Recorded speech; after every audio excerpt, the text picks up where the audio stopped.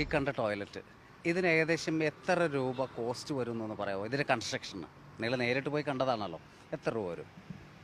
ഒരു 5-6 ലക്ഷം രൂപ. 5? 6 ലക്ഷം.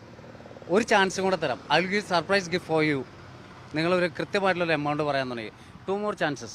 ഒരു 10 ലക്ഷം രൂപ ആയിരിക്കും. 1 more chance. 10 കൂടുതൽ എന്തായാലും എനിക്ക് തോന്നുന്നില്ല. ഓക്കെ, വിവരാവകാശ രേഖകൾ പ്രകാരം ഈ പണത് വെച്ചിരിക്കുന്ന ഇതുപോലത്തെ 4 പണത്തിന് 2 കോടി രൂപ ചിലവാക്കിയതായിട്ടാണ് CSML ഫണ്ട് ഉപയോഗിച്ച് ഇതുപോലെ പ്രൊജക്റ്റ് ഉണ്ടാക്കി. 50 ലക്ഷം രൂപയാണ് ഈ ടോയ്ലറ്റിന്. ഇതുപോലത്തെ 4 ടോയ്ലറ്റിന് 2 കോടി രൂപയാണ് GCD നൽകിയിരിക്കുന്നത്. അതിൻ്റെ വിവരാവകാശ രേഖകളെല്ലാം എനിക്ക് തന്നിട്ടുണ്ട്. 2 കോടി രൂപ. ഒരു സാധാരണക്കാരൻ്റെ വീട് പണിയുന്ന എത്ര ലക്ഷം രൂപയാണെന്ന് നിങ്ങൾക്കറിയാലോ, ഞാൻ പറഞ്ഞു തരേണ്ട കാര്യമില്ല. അങ്ങനെ ഇരിക്കുന്ന ഒരു സമയത്താണ് പ്രൊജക്റ്റുകൾ ഉണ്ടാക്കുക, തട്ടിപ്പ് നടത്തുക. അതാണ് ഇപ്പോൾ GCD ചെയ്യുന്ന ഒരു പരിപാടി. ഇതുമായി ബന്ധപ്പെട്ടിട്ടുള്ള പരിപാടി മൊത്തം അത് തന്നെയാണ്. നിങ്ങൾക്കറിയാം, GCD ഒരുപാട് അഴിമതി സംഭവങ്ങളും ഞാൻ പുറത്ത് കൊണ്ടുവന്നിട്ടുണ്ട്. അത് ഞാൻ പുറത്ത് കൊണ്ടുവരുന്ന വെച്ചാൽ ഞാനായിട്ടല്ല, അവർ തരുന്ന വിവരാവകാശ രേഖകളിൽ അന്വേഷണം നടത്തി കഴിഞ്ഞപ്പോൾ തട്ടിപ്പാണെന്ന് ബോധ്യപ്പെട്ട സംഭവങ്ങളൊക്കെ തന്നെയാണ് പച്ചയ്ക്ക് ഞാൻ വിളിച്ച് പറയുന്നത്. ഇപ്പോൾ സ്റ്റേഡിയത്തിൻ്റെ ഇപ്പോൾ നമുക്കറിയാം, ഇതിൻ്റെ കൺസ്ട്രക്ഷൻ റിപ്പോർട്ടർ ബ്രോഡ്കാസ്റ്റിംഗ് കമ്പനി എടുത്തു കഴിഞ്ഞതിന് ശേഷം അതിൻ്റെ ഡയറക്ടർ പറയുണ്ടായി ഏകദേശം 2000 പണിക്കാരെ വെച്ച് ഇവിടെ ഡെയിലി പണിയെടുത്തുന്നുണ്ടെന്ന്. ഞാനിവിടെ വന്ന് നോക്കി 2000 പേര് പണിയെടുത്തുന്നതെന്ന് കാണുന്നതിന് വേണ്ടിയിട്ട് വന്ന് നോക്കിയപ്പോൾ നടക്കാൻ പറഞ്ഞ ആൾക്കാരെ കൂട്ടിയാലും ഒരു 300 പേരുണ്ടാവില്ല. പിന്നെ എന്തിനു വേണ്ടിയിട്ടാണ് 2000 എന്ന് പറഞ്ഞതെന്ന് ഞാനൊന്ന് ആലോചിച്ച് നോക്കുകയാണ്. അതിലും കാരണങ്ങളുണ്ടാവും. ഒരുപക്ഷെ ഒരു ലേബറിന് ഒരു ദിവസം കോസ്റ്റ് 1000 റുപ്പീസ് ആണെങ്കിൽ ഒരു ദിവസം കോസ്റ്റ് 20 ലക്ഷം രൂപ. അങ്ങനെയാണെങ്കിൽ ഒരു മാസം 6 കോടി രൂപയാണ് അതിന് മാത്രം വരുന്നത്.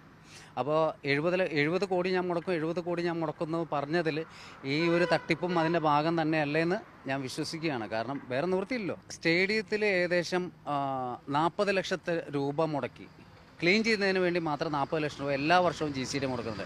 ഈ സ്റ്റേഡിയത്തിനകത്ത് 6ഓളം ടോയ്ലറ്റ് പണിത് വെച്ചിട്ടുണ്ട്. ഇതിനേക്കാൾ അടിപൊളിയായിട്ട് നല്ല വൃത്തിയിൽ പണിത് വെച്ചിട്ടുണ്ട്. പിന്നെ എന്തിനു വേണ്ടി ഇത് പണിത് വെച്ചെന്ന് വെച്ച് കഴിഞ്ഞാൽ നമുക്കറിയാം, ഇത് VVIP റോഡാണ്. കാരണം എന്തെങ്കിലും ഒരു അപകടം സംഭവിച്ചു കഴിഞ്ഞാൽ പെട്ടെന്ന് ഒരു സ്റ്റേഡിയത്തിൽ അപകടം സംഭവിച്ചു കഴിഞ്ഞാൽ, കളി നടക്കുന്ന സമയത്ത് അപകടം സംഭവിച്ചു കഴിഞ്ഞാൽ പെട്ടെന്ന് അവരെ രക്ഷപ്പെടുത്തി കൊണ്ടുപോകുന്നതിന് വേണ്ടിയിട്ടുള്ള VVIP റോഡാണ്. ഇവിടെ സൈഡിൽ കൺസ്ട്രക്ഷൻ പാടില്ല എന്നൊരു നിയമം നിലനിൽക്കുകയാണ്. അതെല്ലാം വയലേറ്റ് ചെയ്തുകൊണ്ട് ഇങ്ങനൊരു ടോയ്ലറ്റ് പണിതിട്ടുണ്ടെങ്കിൽ അത് ഫണ്ട് അടിച്ചു മാറ്റുന്നതിന് വേണ്ടി തന്നെയാണ്. നിസ്സംശയം പറയാം. കോടതി പോലും ഇക്കാര്യത്തിൽ കണ്ണടയ്ക്കുന്നു തന്നെ പറയാം. അവിടെ കയറുന്നതിന് മൂത്രം ഒഴിക്കുന്നതിന് 10 രൂപയും ടോയ്ലറ്റിൽ പോകുന്നതിന് 20 രൂപയും കുളിക്കുന്നതിന് 30 രൂപയാണ് അവർ ഈടാക്കുന്നത്. തീർച്ചയായിട്ടും വലിയ കൊള്ള തന്നെയാണ്. കാരണം അത് എടുത്തിരിക്കുന്നവർക്ക് ഈ പൈസ വാങ്ങിയില്ലെങ്കിൽ അവർക്ക് നടത്താൻ പറ്റാത്ത ഒരവസ്ഥയാണ്. കാരണം അവരുമായിട്ട് ഞാൻ സംസാരിച്ച് കഴിഞ്ഞപ്പോൾ അവർ GCDയിലേക്ക് കൊടുക്കുന്ന എമൗണ്ട് ഒരു ഭാരിച്ച എമൗണ്ടാണ് കൊടുക്കുന്നത്. അപ്പോൾ ഇതിലെല്ലാത്തിലും തന്നെ ഭയങ്കര ഒരു അഴിമതി നിസ്സംശയം പറയാം. കാരണം ഈ ടോയ്ലറ്റ് ഫ്രീ ആയിട്ട് കൊടുത്തെങ്കിലല്ലേ ആളുകൾ കയറത്തുള്ളൂ, കാശ് കൊടുത്താൽ കയറും. ഫ്രീ ആയിട്ട് ഇതിനകത്ത് പണം വെച്ചിട്ടുള്ളൂ. 6ഓളം ടോയ്ലറ്റിൽ ഫ്രീ ആയിട്ട് ആർക്ക് എപ്പോൾ വേണമെങ്കിലും മൂത്രമൊഴിക്കാം. അതിന് വേണ്ടിയില്ല എല്ലാ വർഷവും 40 ലക്ഷം രൂപ ചിലവഴിക്കുന്നുണ്ട്. പിന്നെ എന്തിനു വേണ്ടിയിട്ടെന്നുള്ളത് ഞാൻ പറയേണ്ട കാര്യമില്ല. ചോറ് കഴിക്കുന്ന, അരിയാഹാരം കഴിക്കുന്ന എല്ലാവർക്കും മനസ്സിലാക്കാൻ പറ്റുന്ന ഒരു കാര്യമാണ്.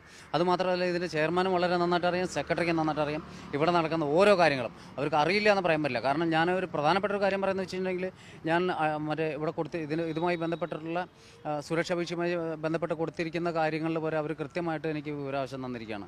ഇവിടെ അലിഗേഷൻ ഉണ്ടെന്നും അഴിമതി ഉണ്ടെന്നും ഇവിടെ സുരക്ഷാ വീഴ്ചയുണ്ടെന്നും അവർ തരുന്ന വിവരാവകാശ രേഖകൾ പ്രകാരമാണ് ഞാനിപ്പോൾ സംസാരിക്കുന്നത്. ഇത് പൊതുജനങ്ങളിൽ എത്തിക്കേണ്ട ഒരു ഭാരിച്ച ഉത്തരവാദിത്വം നമുക്കുണ്ടല്ലോ. വലിയ തട്ടിപ്പ് നിസ്സംശയം പറയും. കാരണം ഈ ഫണ്ടെല്ലാം ഇപ്പോൾ നമുക്കറിയാം, സ്വർണ്ണക്കൊള്ള ഇപ്പോൾ സംസാര വിഷയം എല്ലാ മാധ്യമങ്ങളും വാർത്ത ചെയ്തുകൊണ്ടിരിക്കുന്നതാണ് സ്വർണ്ണക്കൊള്ള.